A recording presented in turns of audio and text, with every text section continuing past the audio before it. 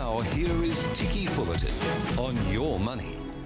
Hello there, I'm Ticky Fullerton, every night bringing you a full hour of the very best in business coverage across the nation and internationally, especially where business and politics meet. And tonight from Adelaide, well, coming up, profit for members, the moral high ground claimed by industry super and mutuals. I speak with Bill McNabb, the outgoing chair of Vanguard, and Michael Dwyer, CEO of First State Super. Japan's Shinzo Abe to land in Darwin tomorrow for the official opening of the INPEX gas plant, Ichthys. Sky News reporter Matt Cunningham on the ground with the INPEX CEO, Takayuki Ueda. And the new Australian Financial Complaints Authority discussing the big job ahead for AFCA Chair Helen Coonan. Yes, well, I've had a very interesting day in Adelaide where anyone who is anyone in the super sector, retail and industry funds had gathered for the big annual ASFA Conference. For one half of the sector, the retail funds, it's been something of an annus horribilis, hasn't it? Thanks to the revelations in the Royal Commission on fee gouging. But at the conference, two elder statesmen really dominated the moral high ground, both leading profit for member, not profit for shareholder funds, so industry and mutual funds we're talking. Outgoing Vanguard chairman Bill McNabb, leading one of the world's biggest investment companies through the financial crisis. And Vanguard, I might say, is a big American mutual, but with a huge presence in Australia. It actually holds over 5% of the share register of 46 of our top 200 ASX companies, so nearly a quarter of them. Alongside First State Super CEO Michael Dwyer, Mr McNabb spoke today at the ASFA Conference in Adelaide on what it takes to guide an organisation through change in such disruptive times. I chaired a panel with both of these industry leaders who discussed the importance of getting the balance right between trust, there's that word again, and regulation, and how to succeed in complicated and often challenging conditions.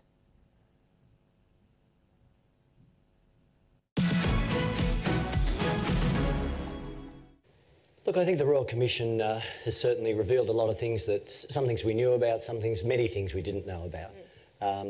We're yet to see what Commissioner Hayne will do in his final wrap-up, which will have a big indication about where the industry is going to be heading in the future. From my point of view, leadership is about, I suppose, delivering on the promise, being open, being honest, being transparent.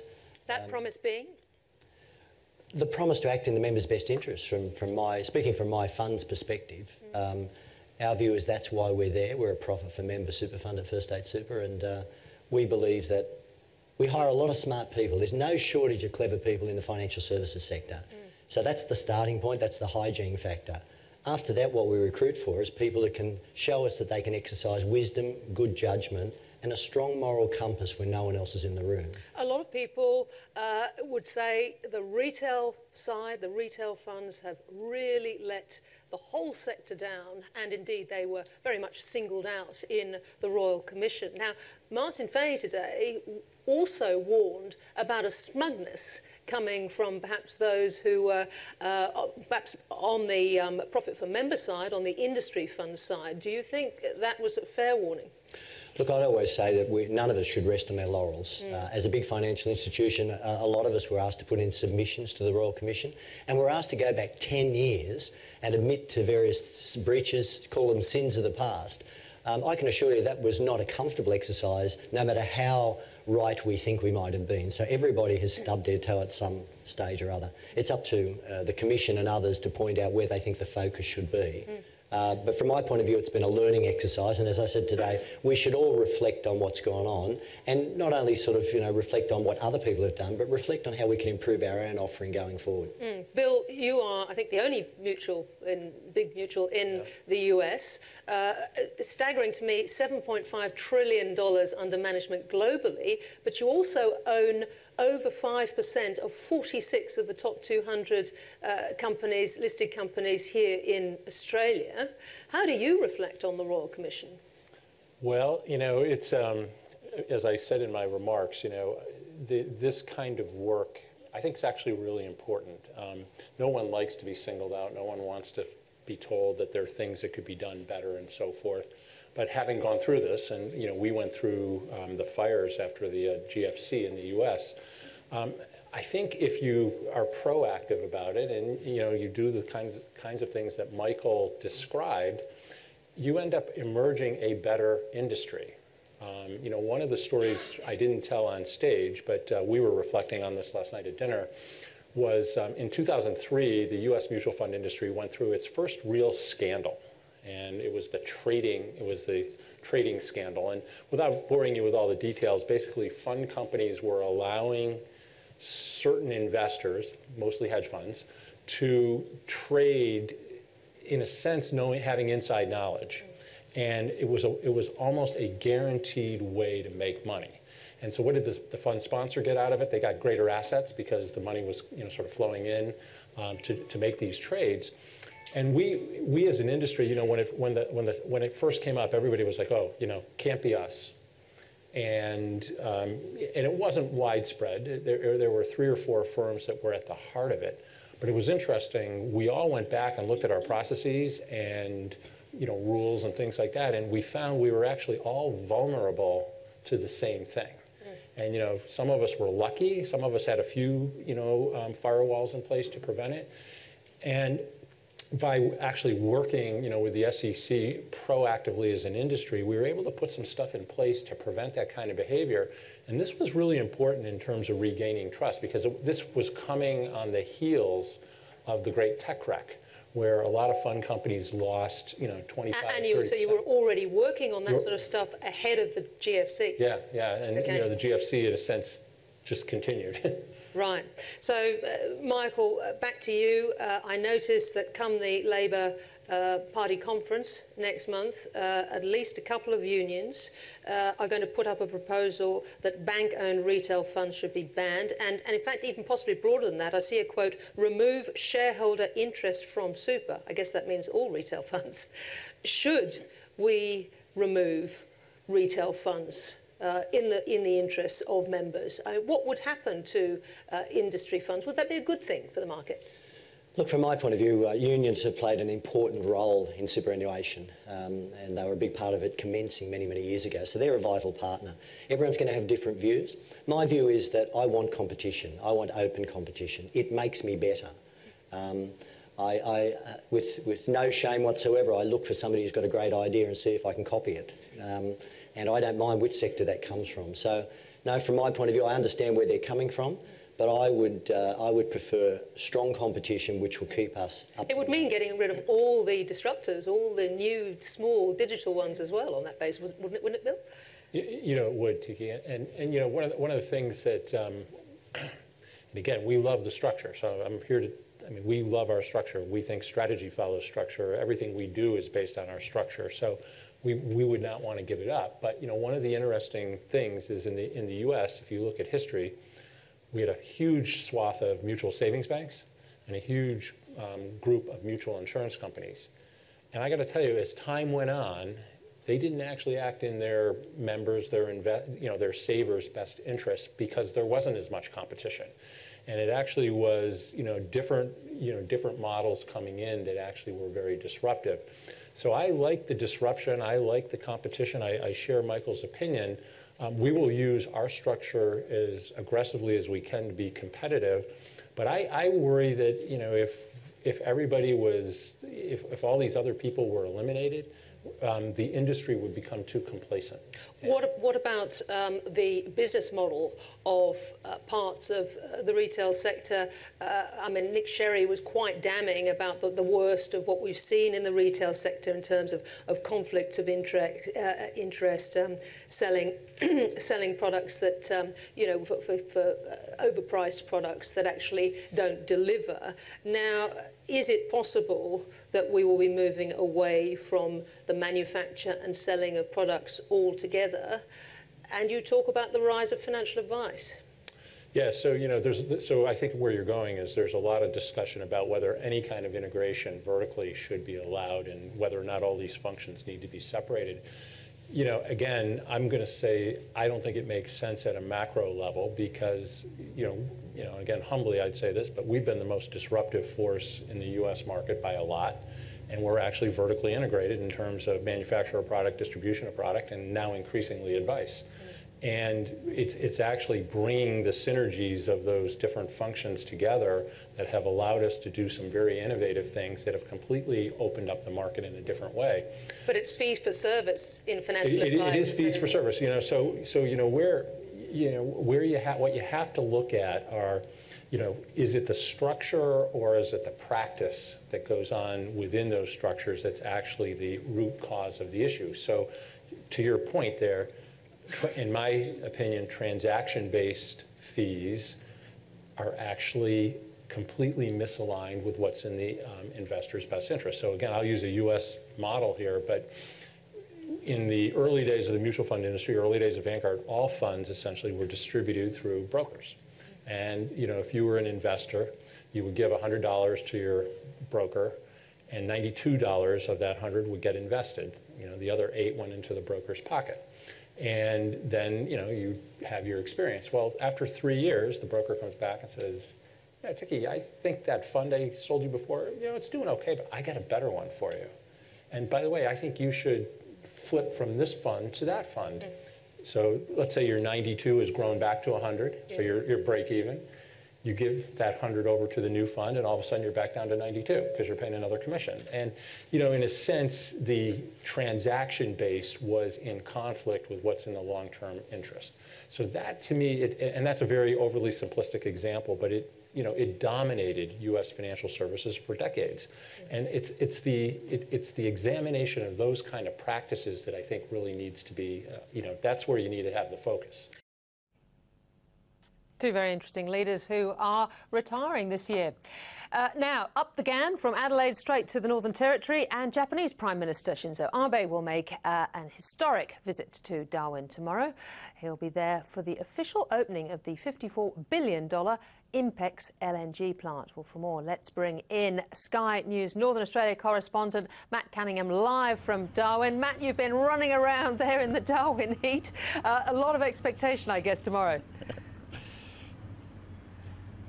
Certainly is, Ticky. Of course, this is a really significant occasion. The first time that a Japanese Prime Minister will visit Darwin since the bombing of Darwin back in World War II. Of course, Shinzo Abe will be here for the opening of the $54 billion INPEX gas plant. It's a huge occasion, 6 years since the final investment decision was made to build that particular facility here in Darwin. That gas plant's going to power or help power Japan's domestic energy supply for the next 40 years. We've seen 3 tankers already leave from Darwin, from taking that gas that's being processed here to Japan. Of course, that gas, Ticky, is coming from the Browse Basin. At first, it was thought that that gas was going to be processed in the Kimberley, but there was obviously some fierce resistance against that. Many environmentalists campaigned against INPEX processing the gas there. There was a lot of indecision. That was when the then Chief Minister of the Northern Territory, Claire Martin, hopped on a plane to Tokyo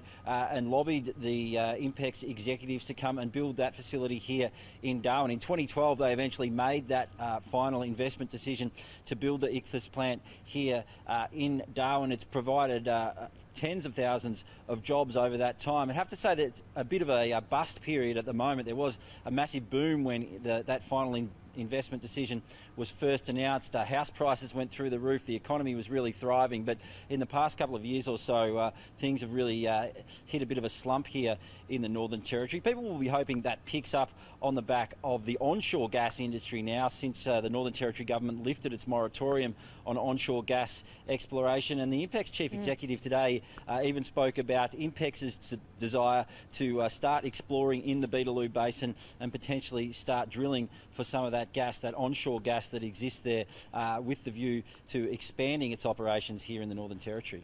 Well, that's very interesting that they are going to do further exploration. And of course, no doubt the NT is going to get royalties from this gas going up to Japan. I mean, it must be a huge, our Prime Minister going up to Darwin tomorrow as well, I think, but it must be a huge honour for INPEX to have the Japanese Prime Minister come down and do the honours. Oh, without question, and I did speak to Takayumi Ueda, the chief executive of the INPEX Corporation, a little bit earlier this afternoon, and he did make that point. He said the significance of having Shinzo Abe here meeting with the Australian Prime Minister Scott Morrison couldn't be understated, particularly when you think about the history between these two countries. The fact that a Japanese Prime Minister hasn't been here since the bombing of Darwin back in World War II. Of course, the relationship between Australia and Japan now is so much different than it was back then. One of our key strategic allies in this region, and obviously some huge economic benefits for both Australia and Japan from this gas, this LNG that's being processed here, and the jobs that are coming from this particular project. Yeah, and finally, all the more important, I guess, given that there's a sort of rebalancing with our relationship with China at the moment. Nice to see that the Japanese Prime Minister is down in Darwin, and you know, the optics are that we've got two big players here who are interested in Australia. Absolutely. I suppose one of the key questions people will want to ask Shinzo Abe when he's here in Darwin tomorrow are his thoughts about that controversial lease deal. Of course, we know that a couple of years ago, the former Giles government here in the Northern Territory leased the Port of Darwin to the Chinese company Lambridge for 99 years. There was huge controversy about that deal at the time. The Northern Territory government, the new Northern Territory government, has been very positive about Lambridge's presence here. In fact, Lambridge is now building a 6-star hotel down at the Darwin waterfront. So I think most Territorians have come around to the view that the investment from Lambridge is probably, you know, if you weigh everything up, a good one. But I'm sure that the Japanese will have their views about the fact that the Chinese have leased that port, and I'm sure Shinzo Abe will be asked about that tomorrow. Yeah, meantime, all investment welcome. Well, Matt Cunningham will catch up with you hopefully on that tomorrow, but thank you so much for joining us there. Let's play out your interview. You spoke, as you said, with INPEX CEO Takayuki Ueda a little earlier. Well, I think Prime Minister Abe and Prime Minister Morrison from Australia will meet during tomorrow. That is, I think, a very good opportunity for both leaders to meet. I think I understand this is the first time for both leaders to meet in Darwin. Darwin is, of course, we understand, everybody understands, is a kind of special places for both Australia and Japan, and especially in the World War II period. So therefore, I think it might be a very good opportunity for Prime Minister to visit Darwin and to have the talk with Prime Minister Morrison and talk about the past and the future of the relationship between two countries. INPEX is also happy because I think since we have the celebration in here in Darwin tomorrow, which actually became one of the role, which played a kind of role of a catalyst between two leaders to meet. So do you think, you know, tomorrow can mark obviously the relationship's changed significantly between Australia and Japan in 76 years, but do you think tomorrow is significant in marking you know, a new relationship between these two countries? I strongly believe so. I think maybe both leaders will meet and talk about the past and the future.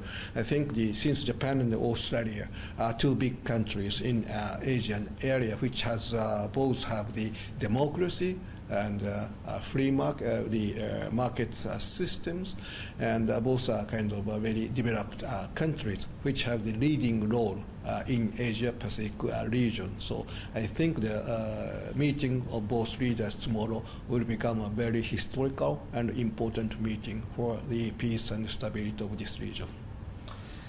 Now, as for the project itself, building an 890-kilometre undersea pipeline might have seemed like a pipe dream at one stage. I mean, how big a risk did INPEX have to take when it decided that it was going to process this gas? I think 890 kilometers pipeline is, I think, the longest subsea, undersea, underwater pipeline in the southern hemisphere. So this is really the long, maybe much longer than between Sydney and Melbourne, I believe so. So I think to make such a long-term pipeline, to make an investment in such a long-term pipeline has really a risk for us. However, I think since Northern Territory people, as well as the Western Territorial people, are really supportive for us to make such kind of decision. So we are now very much confident. From now on, this long-term pipeline will become from the cost center maybe to the profitable center for our project, because we have 5 tapping points where maybe if others would like to put their gas into this pipeline, it will be possible by using this 5-point tapping point. So I think this long-time pipeline has been a kind of a cost center for us, but will become a profit center for us in the future. The Northern Territory government obviously offered you a very good deal to come to Darwin. It didn't include a domestic gas reserve. Was that significant in securing INPEX's decision to build the LNG plant in Darwin, and did perhaps the Northern Territory government offer you too good a deal? Yeah, well, I think there are a lot of gas in Northern Territory, especially onshores. And I understand that they have lifted kind of a moratorium period for exploring this onshore gas field. We have some exploration areas, exploration fields in the Beetaloo Basin. So we are very much interested in to continue our business in the onshore in Northern Territory. So I think that is one of the, I think, issue for us to make to decide our investment here in Northern Territory. What do you see as the potential for that gas in the Beetaloo Basin? Well, at this moment, I think someone says that there might be more than 500 TCF for gas here in Northern Territory. That is really, really huge potentials. But the question is, well, of course, there are many areas in the world which have such kind of potential. The question is whether we can make a kind of economically whether we can produce natural gas from those areas in a very much economically viable way. And that actually depends on, of course, technology, one, and our business style, two, and also regulatory framework of Northern Territory. Those issues are very much important. So I understand the potential here, but we also need to look at what kind of regulatory framework will be introduced here in Northern Territory. There would be more than 120 recommendations from the committee on dealing with these issues to the government. And now the Northern Territory government is in the process of making these recommendations to the real regulatory framework. We hope that such kind of regulatory framework is very much important. We respect the environmental issues, we respect the labor issues. However, if such kind of regulatory framework should be also economically viable for us to make an investment. So if those issues will be really realized, we are very much interested in doing business in Northern Territory onshore. There's been some criticism at this stage that those regulations that are being proposed are going to be too restrictive, but is that INPEX's view? Well, at this moment, I don't think so. But I hope that, I think now that's kind of to make the regulatory framework has just started by Northern Territory. So our hope is that when in the process of making such kind of regulatory framework, I think our views will be given, I hope that we will be given the opportunity to make an input to that regulatory framework. And I hope that our input will be also incorporated into the regulatory framework, enabling us to make a next investment here in Australia. So there are a few hiccups along the way to the point we've reached today. The project's more than 12 months behind schedule, and we saw some of these disputes between contractors, at times up to 800 workers laid off as a result of those disputes. How difficult was it for you to resolve those issues between contractors on this project? Yeah, well, it is true that we have some dispute with our contractors, EPC contractors. I think, but this is not so much unusual for such a big construction to have such kind of arbitration issues. I think we will solve these issues. But at this moment, since we have some confidentiality about this problem, I would like to refrain from saying a lot of things about this dispute. You've said this morning that you expect this LNG plant will help power your domestic energy market for the next 40 years. When we talk about that, it's clear that Japan and INPEX obviously sees a big future in natural gas. Yes, I think well, we have global warming issues, and some people believe that the oil will be a peak somewhere between 2035 to 2040. However, natural gas I think has the very good environmental result. So I think in order to respond to demand in the Asian region, natural gas will play a very much big role in this Asian region. And I also believe that the demand in natural gas in the Asian region will increase dramatically. So I think, and also Japan, of course, the oil and natural gas, maybe nuclear seems to be important, but natural gas will play a very big role in Japan. So I think to make an investment here in to natural gas sector is a very much right direction for us. And just finally, obviously it's a huge project out there at Bladen Point. You see it light up at night, it looks almost like a city. But is there any potential, do you have any plans for the possible expansion of that site at Bladen Point? Bladen Point, no. We have actually 20 exploration area near Ichthys field, and since Ichthys project will last for more than 40 years, however, it is the nature of the project that the production level will decrease eventually. So we'll perhaps explore the another field near Ichthys field so that we can put natural gas into our pipelines. So I think there are a lot of possibilities for us to make an investment in offshore and onshore. Coming up, we dive back into the super sector with one of the big thinkers in the industry. 8 years on since the Cooper Review, and where are we now? Jeremy Cooper, Chairman of Retirement Income at Challenger, next. You're watching Ticky on Your Money.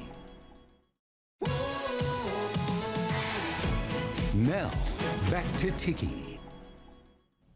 Yeah, welcome back to here in Adelaide. It's been a tumultuous year for our superannuation system, hasn't it? The Hayne Royal Commission has exposed some serious flaws, with retail funds under fire for missing the mark, all the while slugging investors with excess fees and charges.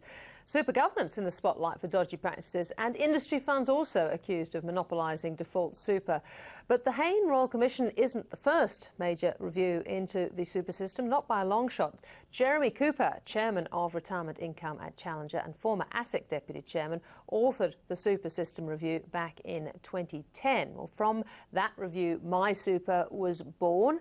The start of default super, My Super promised simpler, more transparent, cheaper super products, an overhaul to the system. Well, just how far exactly have we come since 2010? Your Money reporter Camille Bianchi spoke with Jeremy Cooper at the sidelines of the ASFA Conference in Adelaide today, and his thoughts on the super system 8 years on from his review.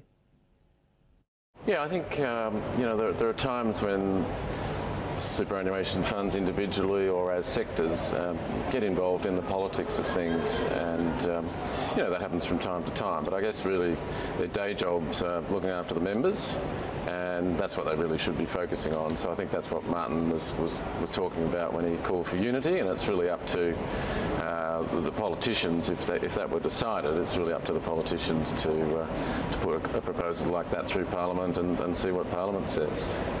We're coming out of the tail end of the Royal Commission. The interim report was handed out. Now, retail funds copped a bit of a battering reputation-wise. Did Challenger feel the impact of that?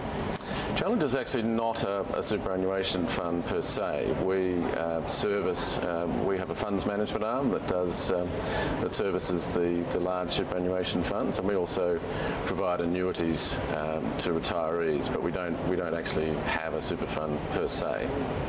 So you emerged from that without any kind of real ripple? So far, yes. Yeah. Now, if you're looking at the calls by the Grattan Centre, now that's big on everyone's list to talk about at this conference, the calls to push the compulsory super contribution up from 9% to 12%. Where do you sit on that?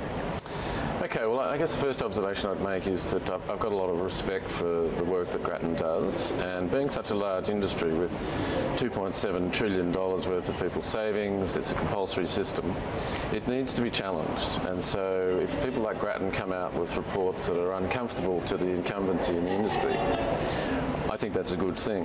It also happens that I think Grattan have substantially done a very good job in analysing. They've created a model that projects, you know, if people save at a 9.5% rate, where they get to at retirement. I think they've made assumptions around what happens in retirement that aren't quite right. So what they do is they assume that you somehow know when you're going to die, and then you perfectly spend down that money to that point. So we actually haven't got that in retirement. But so look, it's a good piece of work. It's good for the industry to be challenged, but ultimately it's actually a political decision around whether it ought to go from 9.5 to 12, because it's not rocket science. Everybody's in this system. For some people, a 12.5% rate is going to be slightly tough on them because they might prefer to actually have that money in wages. For other people, they'll be comfortable. Other people will be in the middle. It is a bit of a one-size-fits-all thing because you don't have different rates according to what income you're on. It's just the one rate that everybody has because it's the employer making the payments. So I think the challenge is good, and I think ultimately it's a political decision. We don't, Challenger doesn't have a view as to whether it ought to be 9.5 or 12%. And you've really almost answered my next question, which is how on earth do you convince people when wages are flat to lift their compulsory contributions to something they might not be comfortable with? Indeed, it's very hard. And if you go back to how we did this in the first place, we were in quite an inflationary environment, and a sort of a anti-inflationary measure was actually how this thing first started. So in the days of centralised wage bargaining, the decision was, well, look, you could have a 3% wage increase. We don't really want to do that because it's inflationary. What about we defer that into superannuation? So you'll be getting the 3%, you just won't be able to get your hands on the money. And that's how it all started. So for countries, the countries that around the world that kind of look at our system with dewy eyes and think, well, we wish we could have done that, often the answer is in a low inflation environment that we've been in now for a long time, there just isn't the sort of wriggle room, if I could put it that way, to sort of squeeze compulsory contributions, you know, into the wage bargain. So yes, look, going up in increments as we're planning to do, it will be difficult. And there are those, you know, again, the Grattan report was criticised because it said that the increments up to 12% will actually put pressure on wage increases. And again, I think the academic material is on their side that is true. Camille Bianchi there talking to Jeremy Cooper. Well, after the break, Helen Coonan, the chair of the new Australian Financial Complaints Authority, next. This is Ticky on Your Money, covering the big business stories.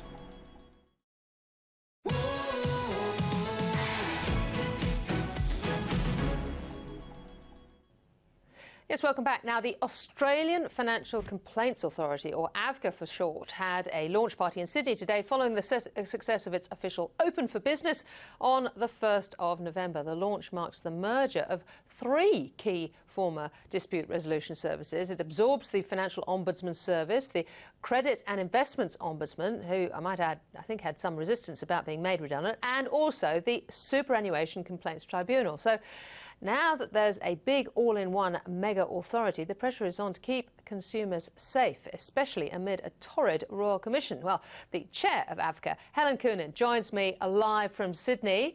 Helen, great to have you on the show. Ticky. Now, and you're obviously just the person from the government's point of view to do this, given all your experience in the finance sector. But actually, this was supposed to be created to avoid a Royal Commission, wasn't it, originally? Well, it was part of the government's broader reforms into the financial services sector that preceded the calling of the Royal Commission, but I must say that I think it dovetails very nicely into a policy reaction, if that's the right description, policy implementation, to deal with some of the horror stories and difficulties that consumers and small business have encountered that we've seen coming out of the Royal Commission, and the very bad culture, bad behaviour, questionable business models of many financial firms and institutions. So I think it's come along right at the right time, and its advantage, of course, is that being a one-stop shop Consumers and small business can have access to it. It's a free service, and they don't have to try to work out which ombudsman to go to. So they don't have to try and choose, if you like, a jurisdiction. They can come to us, and we cover financial services. We've got a substantially expanded definition of small business that will cover probably 98% of small businesses, and we've got big jurisdictional limits upgrades so that, for example, non-superannuation disputes, the threshold's $1 million, compensation's $500,000. For loans, for loan facilities, the threshold is $5 million, compensation $1 million, and for rural and regional, for primary producers, it's $2 million. We can have a look at guarantees over primary residences. That's unlimited. The superannuation jurisdiction is unlimited, subject, of course, to being able to exercise the powers of the superannuation trustees. So it's a substantially expanded jurisdiction, and we particularly want to look to try to help small business. And today we did announce that we'll be appointing a dedicated ombudsman to look after small business and better understand the torrid time many have had.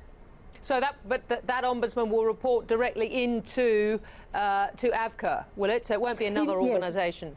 No, into the head organisation. I should have said, because it is very important for consumers and small business to know that if they're happy with whatever AFCA decides, it's binding on the members. There's no appeal.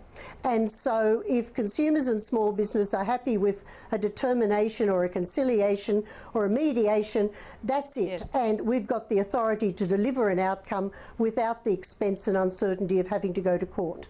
Well, that sounds much more efficient. Now, when you say binding on the members, who are the members? We've got 38,000 of them, sorry, 36 at last count, 36,000 members, and they're every financial firm who, as a condition of their licence, the Australian Credit Licence or Australian Financial Service Licence, must be a member of an external dispute resolution body, and now there's only one. So they must belong to us as a condition of operating their business, and it's a contractual arrangement. It's not a government authority. It's a contractual arrangement, and that's why, as a matter of contract, as members, they're bound by decisions. So, and at what stage, if a small business is having problems with their financier, say, or indeed, you know, Joe Public, at what stage should they come to you guys? Well, of course, we want to encourage anyone who's got a problem with their financial service provider to take it up with the financial service provider direct. All of them should have effective internal dispute resolution processes.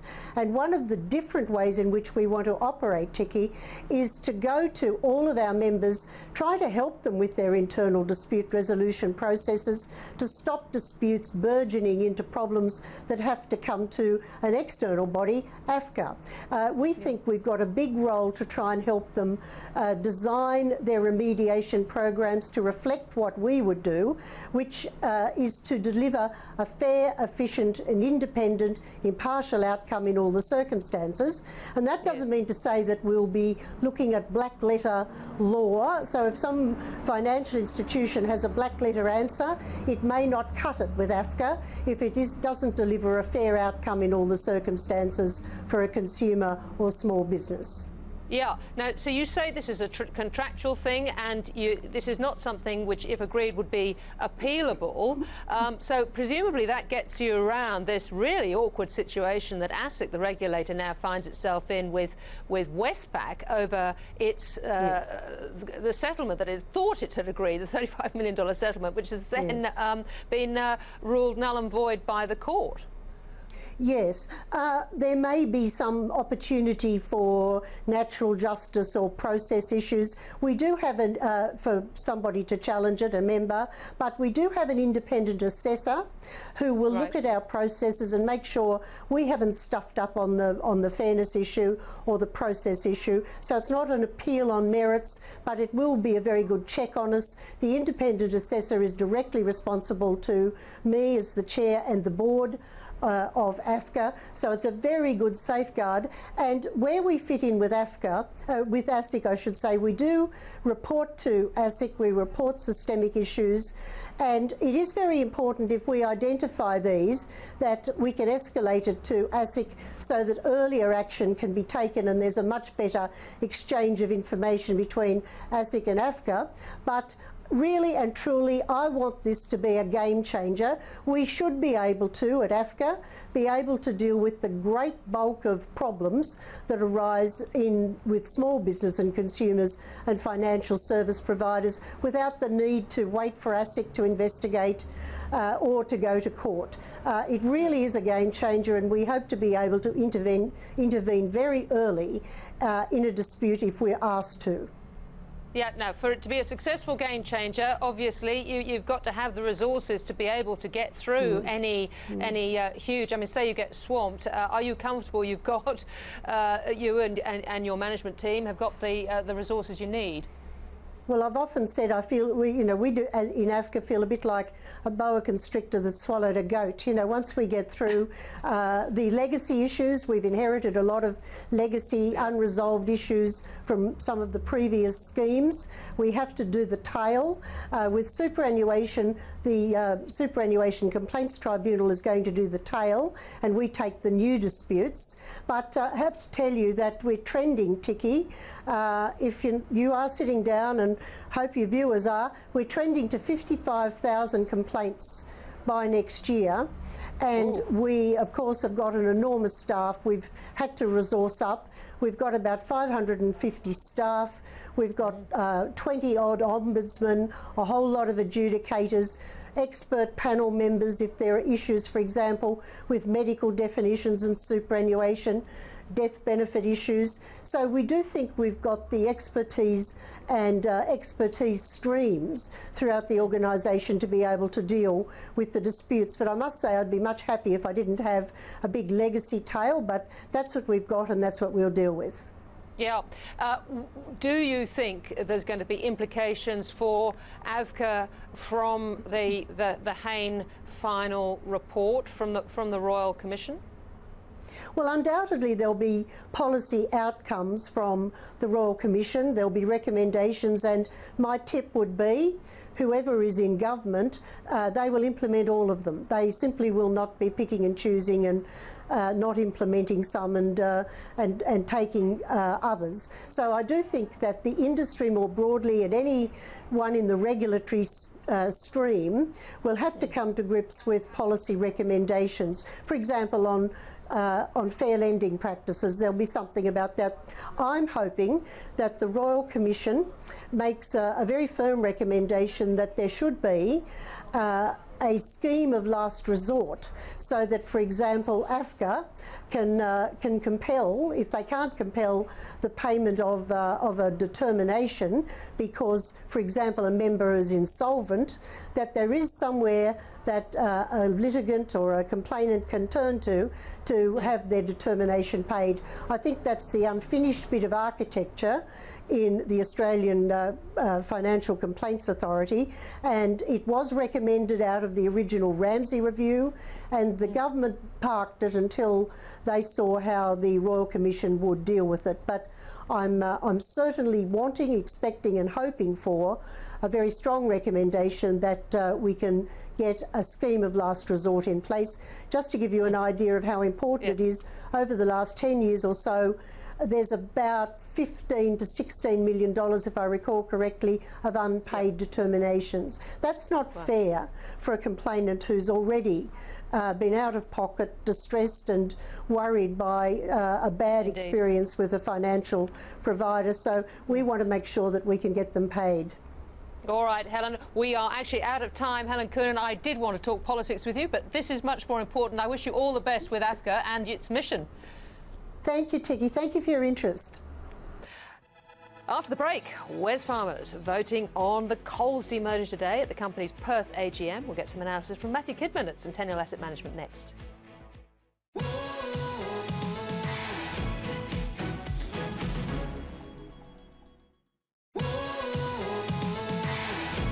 Now, back to Ticky.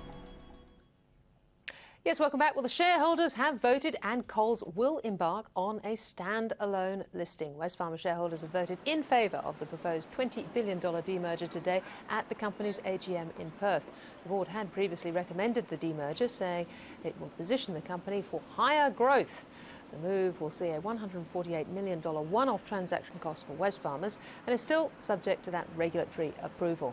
Well, for a bit of analysis on all this, I'm joined by Matthew Kidman, Principal and Portfolio Manager at Centennial Asset Management. Matthew, good to talk to you. Presumably the market was expecting this and has received it well? Definitely. They announced it and it was a pretty well fait accompli. Effectively for Wesfarmers, you could say it almost takes the anchor off them because their returns from Coles have never been anywhere near what their standard benchmark is. I mean, they originally paid too much and they've had to plough a lot of money into it, into Coles, and never really got it going. I mean, improved performance, yes, but the returns have never been there. Frees up the rest of Wesfarmers to deliver the returns they like, and it wouldn't surprise me if there's more asset sales and more restructuring to go post this obviously big, or the biggest asset leaving the family. So the company says Wesfarmers says it's positioning itself for growth. Michael Chaney was a bit reluctant to be pushed on any of those growth opportunities, particularly on the M&A side. Yeah, I think that the ghosts of Coles still sit there. I mean, if you remember back when they bid for Coles, it's a long time ago now, and it was under Richard Goyder's watch, and they bid in a competitive bid in, I think it was 2006 into 2007, when the market and prices were very high, and eventually paid a big premium for that asset. So they're coy about that, but maybe asset prices are coming closer to them, and that might change their mind and they'll be a bit more patient this time. However, what I suppose also came out, and you're saying that allows Wesfarmers to grow, that's the company's words, that's right on a returns basis, but what was interesting was that virtually all of their other retail-facing or consumer-facing brands have seen a slowdown in the last couple of months, which I think the market didn't take too well because they were expecting the Coles transaction or the nod for the Coles transaction, but they got an update. We've had an update from a number of retailers in the last couple of months, and they're progressively got worse. And today we got it from the biggest retailer in Australia, and things have definitely slowed in the last 4 to 6 weeks, which is strange in one sense. Because you've had another employment figure out today, which was very strong. Employment's still growing and has done for 18 months or so now. And you had the RBA not so long ago, earlier this week or last week, saying that we expect growth to pick up. So it's a funny situation at the moment. Well, yeah, we've got the Myer AGM coming up, I note, as well, in a week or so. Now, look, a couple of other AGMs today. Boy, this Navitas AGM, interesting with BGH and indeed Aussie Super, and I think the founder of Navitas together trying to take it, to have a tilt at it, in the same way that BGH was trying to do, private equity was trying to do on HealthScope. Now, they've been given a little bit of a bloody nose on HealthScope at the moment, but who knows. But on Navitas, the chairman, Tracy Horton, as I understand it, might actually not be voted back in. Is that right? Oh, I'm not quite sure about that aspect, but the whole proposed transaction, which is proposed at the moment at $5.50, is really strange because the founder and one of the major shareholders, Rod Jones, has basically sided with the potential bidder, along with one of the institutional shareholders. And the other board, the rest of the board and management are saying, well, no, we think it's worth a lot more. Now, it's going to be hard. It'll be interesting to see, and this might come back to your comment about the chairperson not getting voted back in, is because what a shareholder's got. Well, Navitas has been a star in its early days, but ongoing disappointment. And then what they do in a defence of this takeover or proposed takeover is to put out long-term projections about what they can earn, and they just seem to be big numbers over about 4 or 5 years, and numbers they haven't got near previously in the last 5 years. They've just been disappointment after disappointment. So I'm not sure how it's going to play out, but it's interestingly, the stock's below the 550 bid, it's around the 512, 513. Now, if the bid disappears or the proposed bid disappears, my bet is it goes to the low fours. So it's interesting, the market's kind of saying, well, we think it might happen. We're hoping it might happen. We're not quite sure yet. So I don't know how it plays out, but you'd think the shareholders would be saying, hey, here's a good offer. let's have a much closer look and let's back off in terms of how the board's pushed back. Don't hold me to that. It's just something I read about the chair, so that may or may not be right. But I do know that there seemed to be a lot of pressure on opening up the data room and allowing some due diligence to happen. I think that would be a big push given the recent history and the performance of Navitas and, you know, the kind of spiritual kind of heart of it, and founder Rod Jones, you know, saying, well, I'm with the new guys coming in. Okay. Fortescue had its AGM. How did that go? Yeah, I think pretty well. Pretty positive outlook. And interestingly, saying that there's going to be a gap in their iron ore production going forward, talking industry-wide, great opportunities. You know, Twiggy Forrest at his best, being very positive. And you know, the iron ore price, even though Fortescue obviously take a graded price, but the headline figure has been going up in recent times, from the 60s into the 70s, and that's quite interesting because virtually every indicator is the world's slowing down. We've seen the collapse in oil. That's partly supply, but it's also demand softening. China's slowing down. We've seen Europe slowing. The US has probably peaked. You would think that demand for iron ore and steel production will be coming up, but it's not the case, and it's obviously the fact that supply is constrained. So very good. So the issue for Fortescue is not how they're operating. They've got their costs very low. They've got their balance sheet in tremendous condition after being fragile for so long. They've done a terrific job, but the question is, can that price stay up there, and what's the global demand backdrop, especially from China? And all we hear about China at the moment is things are getting tougher by the day. Very interesting. Well, Matthew Kibbert, thank you so much for all of that. Thank you. Thank you very much. Well, that's all for the show tonight from Adelaide. Tomorrow night, back in Sydney, Steph Kelton, Bernie Sanders' chief economist. That'll be interesting. See you tomorrow night at 5 p.m. on free-to-air Channel 95, or tonight on Catch Up at 8 p.m. on Foxtel's Channel 604. Thanks for your company.